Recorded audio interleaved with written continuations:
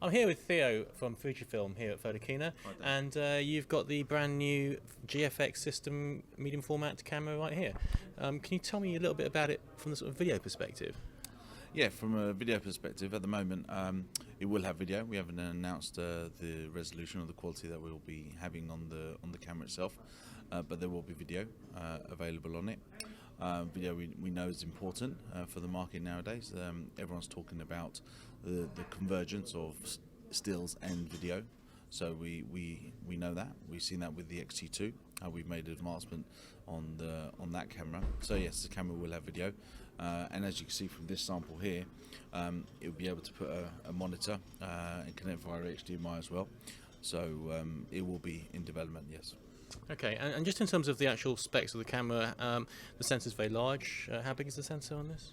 The sensor itself is 43.8 by 32.9 millimeters, so much larger than a full-frame sensor, and much larger than our traditional X-Trans sensors that we have in our X-series cameras.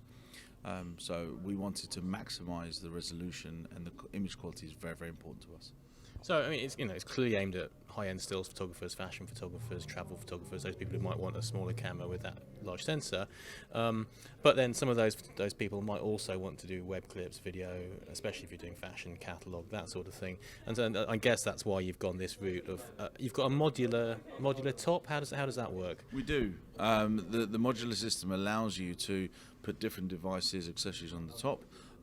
As we published a video yesterday, you can see that you can put a viewfinder, slide it on and off. You can also put a viewfinder accessory, so you can articulate the viewfinder too. Oh, that's an electronic viewfinder. It is an electronic viewfinder, and also there's a battery grip as well. So if you wanted extra power and you shoot vertically, you can do that. So as you mentioned, video. As you say, from the fashion point of view, they need to take stills, they need to take video. Having that consistency on one device is quite important to professionals nowadays. So we're well aware of that, so we'll be developing that side before launch. Okay. In terms of the actual look and feel, I can't really pick one up. I've got the microphone. It really is very light, though. It's actually no bigger than a Canon 5D or D800 in the hand. It seems it's very similar feeling to those SLRs that people might be used to. Is that right? Yes, absolutely. And our aim when we were developing this camera is, first of all, we're very much on board with the mirrorless technology. So we want to make a mirrorless camera. We want to put a larger sensor. We felt going for a frame was going to cannibalise into our X-Trans X-series products. So we felt we wanted to go to the next step. And that's why we started to develop this G format, unique to Fujifilm. As you can see in the hand, I've got quite big hands, but it feels and like an SLR. The ergonomics of it want to make it very much like an SLR. So we could not attract in just the media format users. This was really for full frame DSLR users as well. As you say, from a weight point of view as well, it's relatively light with the lens.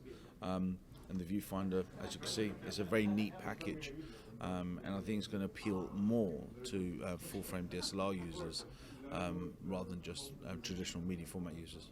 And then, you know, both for photo and for video, focus is a challenge with a large sensor. What have you done to address those concerns with your lens design? As you know, obviously Fujinon has got a big heritage in lenses, and Fujifilm's been making lenses for many years, not just for stills but for broadcast and for cinema as well. I think now's the right time for Fujifilm to take this next step. We spend a lot of time and effort and investment into the R&D of our processors. So X Processor Pro, we've seen what it can do on X Pro 2 and X-T2, and we're confident that processor is powerful enough to run the engine within the GFX. So you're expecting focus speeds similar to an X-T2? Can I push you on that bit of it? Or? I don't know. It's too early to tell. But we are going to maximise the speed as best we can, but we're still early to tell. Okay, and then if I were to extrapolate, I'm going to say, because I know you probably can't comment, that it seems this generation of medium format still sensor isn't really capable of 4K video yet, probably because of heat and data pipeline issues or whatever. I don't mean, but moving forward, I can totally see what you've done here being useful. You know, when the sensors are ready. Like you did with X-T1 to X-T2, essentially very similar body design. What's really changed is the sensor tech has taken a leap forward. I'm guessing at some point in the future somebody makes a 4K or 6K or 8K capable sensor that can cool and run smoothly for a long length of time, you could then just drop it straight into this body design on the future, Mark 2, 3, 4, whatever, and people like me would be very happy using it, I think. So I'll say that for you because you can't. But let's just have a quick look at the body itself on this one. Yep. So you have actually got a HDMI port in the side there, external power. Yeah, as you can see there, it flips straight into the camera, no problem at all. And then there's this is where the battery compartment's underneath there. And as you see in the pictures, there'll be a battery grip that goes underneath as well. Yeah. So it very definitely does have video. It's just we don't know exactly what that's like. Yeah, but as you mentioned about sensor technology, you've seen how we've evolved X series over the last, actually, let's say 6 years, because we announced the first X100 in Photokina 2010. And by all means, the way we're progressing with lens technology, sensor technology, our aim is to always push the boundaries and innovate our range of cameras. So watch this space. Okay, thank you very much.